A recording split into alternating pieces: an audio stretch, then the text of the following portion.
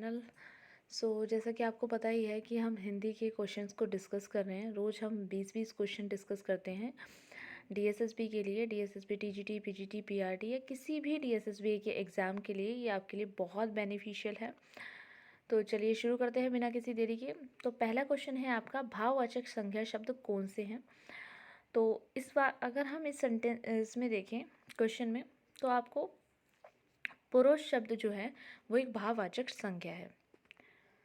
चलिए आगे चलते हैं। और बाकी जो है वो शब्द संज्ञा शब्द है, कोई कोई आपका विशेषण शब्द है। दूसरे में देखते हैं कौन से शब्द में अनुस्वार न में बदला जा सकता है। आप इनका अगर उच्चारण करेंगे 3 या 4 बार तो आपको खुद से ही पता चल जाएगा कि जो आपका कंठित है ना, वहाँ पर आपका ण का साउंड आ रहा है। मंजुल में आपका कोई साउंड नहीं आ रहा, मंजुल। कंगन, सुंदर, पर कंठित अगर आप बोल रहे हैं ना, कंठित, तो आपको ण का साउंड जरूर आएगा। चलिए चलते हैं आगे। तिरंगा शब्द में कौन सा समास है। तो कर्मधारय समास, तत्पुरुष, अव्ययीभाव या द्विगु समास। यहाँ पे तिरंगा यानी कि 3 रंगों का समूह, तो ये जो है द्विगु समास में आता है। मैंने आपको बताया था कि द्विगु समास वे समास हैं जिसके अंदर संख्या होती हैं। ठीक है, जैसे कि चौराहा हो गया आपका, तिरंगा हो गया आपका, पंचभुज हो गया, षटभुज हो गया। इस तरीके के जो शब्द होते हैं वो आपके द्विगु समास में आते हैं। तत्पुरुष समास में आपके जितने भी कारक चिन्ह हैं उनको लगाकर जो शब्द बनाए जाते हैं वो आपके तत्पुरुष समास में आते हैं। कर्मधारय में आप तुलना करते हैं, जैसे मृगनयन, मृग के समान नयन, या चंद्रमुख, चंद्र के समान मुख। इस तरीके से आप तुलना करते हैं। अव्ययीभाव समास, जिसमें पहला पद पूरे शब्द को बदल देता है, जैसे यथाशक्ति, भरपेट। चलिए आगे चलते हैं। भाई साहब आते ही होंगे, यह वाक्य किस काल का है। तो यह वाक्य जो है आपका वो आपका संदिग्ध वर्तमान काल का है। संदिग्ध वर्तमान काल में बेसिकली जो वाक्य है आपका ता है, ती है या ते है अंत में आता है, तो वह आपके वर्तमान शब्द माने जाते हैं। संदिग्ध वाक्य में ऐसा होता है कि आते ही होंगे, जाते ही होंगे, आपको किसी कार्य के होने की संभावना है, वो कार्य हो रहा है या नहीं हो रहा, उसकी पूरी मतलब उसका पूरा होने का इसमें कोई विचार नहीं होता वाक्य में। तो ऐसे वाक्य संदिग्ध वर्तमान काल के वाक्य होते हैं। चलिए आगे चलते हैं। निरुत्तर हो जाना यानी कि किसी बात का जवाब ना दे पाना। निरुत्तर हो जाना यानी कि उसको समझ ना आना। तो यहाँ पर आपका आंसर हो जाएगा बगले झांकना, इधर उधर झांकना। आगे चलते हैं।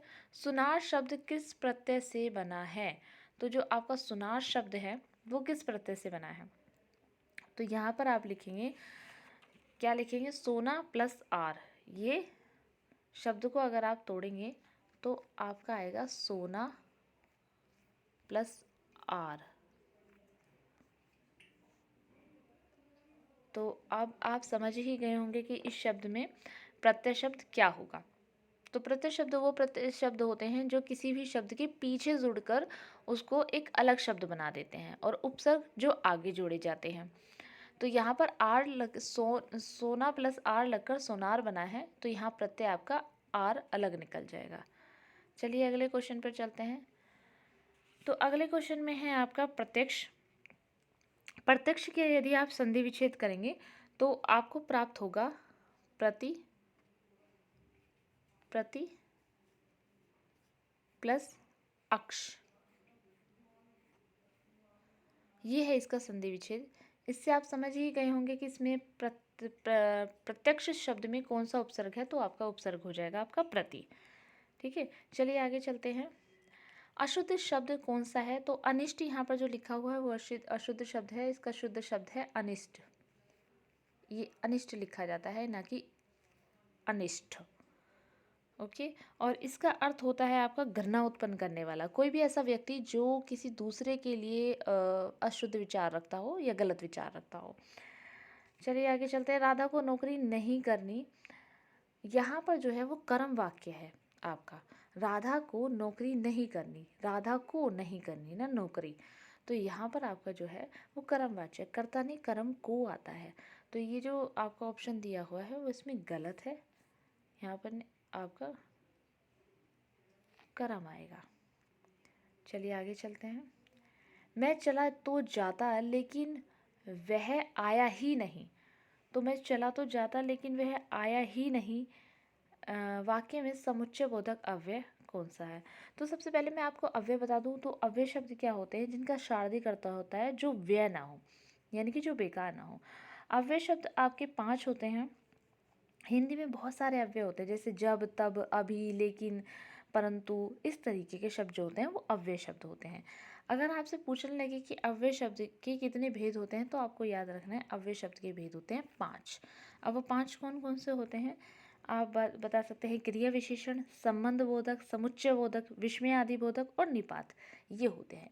अगर मैं समुच्चय बोधक की बात करूं, समुच्चय बोधक की इसमें बात करूं तो यहाँ पर लेकिन जो है, मैं चला तो जाता लेकिन वह आया ही नहीं, तो यहाँ पर जो लेकिन शब्द है ना वो आपका क्या होगा? वो आपका समुच्चय बोधक होगा।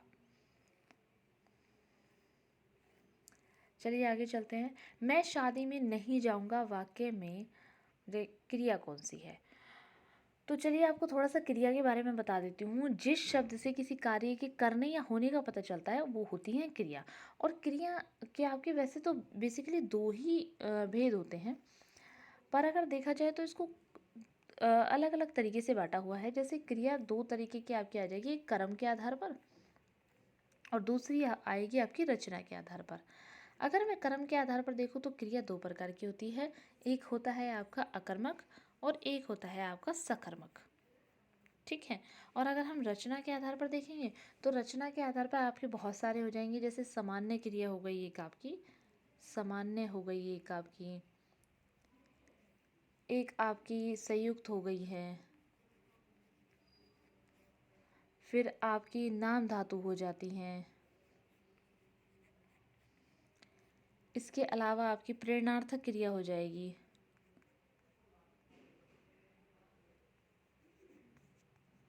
प्रेरणार्थक क्रिया हो जाएगी, इसके अलावा आपका पूर्वकालिक क्रिया हो जाएगी। चलिए जरा सा थोड़ा थोड़ा जल्दी सबके बारे में देख लेते हैं जिससे कि आपको क्लियर हो जाए। अगर मैं बात करूं कर्म के आधार पर तो 2 होती हैं, सकर्मक वह अकर्मक, मैंने अभी आपको बताया। सकर्मक की अगर हम बात करें तो जिस क्रिया के फल कर्म पर पड़ता है उसे सकर्मक क्रिया कहते हैं, यानी कर्म पर अगर फल पड़ेगा और अगर कर्ता पर पड़ेगा तो वो अकर्मक हो जाएगी। रचना के आधार पर आप देखें, सामान्य क्रिया में सिर्फ एक ही क्रिया होती है, संयुक्त क्रिया में आपसे 2 या 2 से अधिक क्रिया होती हैं, नाम धातु में संख्या, सर्वनाम और विशेषण से शब्दों से ही क्रिया को बनाया जाता है। प्रेरणार्थक की अगर आप बात करेंगे तो यहाँ कोई ना कोई काम किसी दूसरे से करवाया जाता है, जैसे करवाती, पढ़वाती, लिखवाती। और पूर्वकालिक क्रिया में हम कोई काम करके दोबारा कर रहे हैं, जैसे खाकर, नहाकर, ठीक है, इस तरीके से हम बोलेंगे। तो अब आपको समझ में ही आ गया होगा कि मैं शादी में नहीं जाऊंगा में कौन सी क्रिया है। तो जाऊंगा में अगर हम देखें तो अकर्मक क्रिया है यहाँ पर, ठीक है। अकर्मक मैंने अभी आपको बताया था कि जिस क्रिया का फल सीधे कर्ता पर पड़ता है, यानी अगर मैं जाऊंगा की बात कर रही हूँ ना, जाऊंगा, तो वो मैं जाऊंगा यानी कर्ता पे सीधा सीधा फर्क पड़ रहा है। अगर यहाँ लिखा हो, यहाँ जाऊंगा लिखा है तो शादी पर फर्क नहीं पड़ रहा, ठीक है ना। तो जाऊंगा पर फर्क पड़ रहा है, तो इसलिए यहाँ पर जो होगा वो कर्ता पर फर्क पड़ेगा और ये आपकी कौन सी क्रिया हो जाएगी? अकर्मक, अकर्मक हो जाएगी आपकी, ठीक है। एक मैं आपको सकर्मक की ट्रिक बता देती हूँ। अगर आपको सकर्मक का पता चल रहा है ना, सकर्मक, तो अगर आप क्या, किसे और किसको लगा के आपका आंसर मिल रहा है तो वो आपका सकर्मक होगा, ठीक है भाई। चलिए आगे चलते हैं। तत्सम शब्द कौन सा है? तो मीत, जोगी, पूत और शिक्षा। शिक्षा आपको पता ही चल रहा है पढ़ते ही कि आपका जो है तत्सम शब्द है, तो इसमें शिक्षा आपका आंसर हो जाएगा। मूर्धन्य से उच्चारण होने वाले सभी वर्णों का वर्ग कौन सा है? ये मैं आपको बहुत बार क्वेश्चन करा चुकी हूँ और आपने देखा होगा डीएसएसबी के सारे ही क्वेश्चन जो है वो रिपीटेड हो रहे हैं। तो यहाँ पर जो है ये आपका कौन सा हो जाएगा, आप मुझे बताइए। ये हो जाएगा आपका मूर्धन्य। ट, ठ, ड, ढ, ये आपका जो है मूर्धन्य में आ जाता है। यार अलावा अगर मैं देखूँ तो ये आपका किस में आ जाता है? ये आपका अंतस्थ व्यंजन में आ जाता है। त थ द आपका दंत्य व्यंजन में आता है, दंत्य में। क ख ग आपका कंठस्थ है, ये सारे के सारे। चलिए आगे चलते हैं। जो इस संसार से बाहर की वस्तु हो वो होता है आपका अलौकिक, जो संसार की हो लौकिक, जो सबसे अलग हो अद्भुत, और जिसको आप डेली लाइफ में यूज़ करते हो वो होता है आपका भौतिक। तत्सम शब्द छाटिए, तद्भव छाटिए तो शुल्क यानी आधा शब्द आ रहा है, सूत्र यानी आधा शब्द आ रहा है, चैत्र यानी कि आधा शब्द आ रहा है, और जिसमें आधा शब्द आता है वो होते हैं आपके तत्सम शब्द। तो यहाँ पर एक बचता है, वो है आपका मोती, तो मोती आ जाएगा आपका तद्भव शब्द। आयत का विलोम देखिए बहुत इजी है। आयत का आपका निर्यात हो जा सॉरी आयात का आपका निर्यात हो जाएगा, माफ़ी चाहती हूँ मैं, आयात का आपका निर्यात हो जाएगा। उसके बाद आता है यद्यपि। अगर हम यद्यपि देखें तो यद्यपि में कौन सी संज्ञा है, संधि है। यद्यपि शब्द में आपकी कौन सी संधि है, तो आप देखिए इसमें आपकी यण संधि हो जाती है। ठीक है, यहाँ पर यद्यपि को अगर आप तोड़ेंगे तो आपका संधि विच्छेद बनेगा यदि प्लस अपि। तो आप देखेंगे कि आपका ई प्लस अ हो रहा है, और आपको पता होगा अगर ई प्लस अ होता है तो वो य बन जाता है, और यह यण संधि में आता है। ठीक है, इसमें एक चीज़ और देख लीजिए, अगर छोटा ऊ और प्लस अगर छोटा ऊ या बड़ा ऊ आपका जो है वो व बनाता है।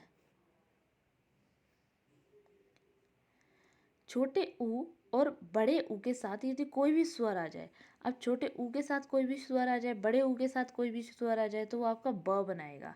इसी तरीके से आपका जो है, अगर आप बात करें रस ऋषि के साथ अगर आपका कोई भी स्वर आ जाए तो वो र बनाएगा। ठीक है, आई होप आपको ये क्वेश्चन क्लियर हुआ होगा।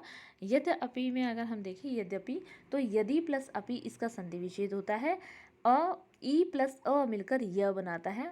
ऊ और बड़े ऊ के साथ यदि आप कोई भी स्वर आ जाए तो वो आपका ब बनाता है, और ऐसे ही रस ऋषि के साथ यदि कोई स्वर आ जाता है तो वो आपका र बनाता है।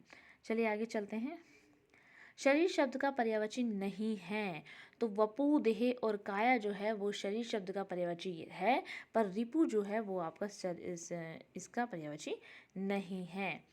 तो रिपु किसका पर्यायवाची है, चलिए देख लेते हैं। आपका शत्रु का, अगर आप बात करेंगे शत्रु, तो शत्रु का ये पर्यायवाची होगा दुश्मन, आप इसको कह सकते हैं, और इसके साथ ही आप इसको अमित्र भी कह सकते हैं, अमित्र भी आप कह सकते हैं। इसके अलावा आप इसको पिंड भी कह सकते हैं।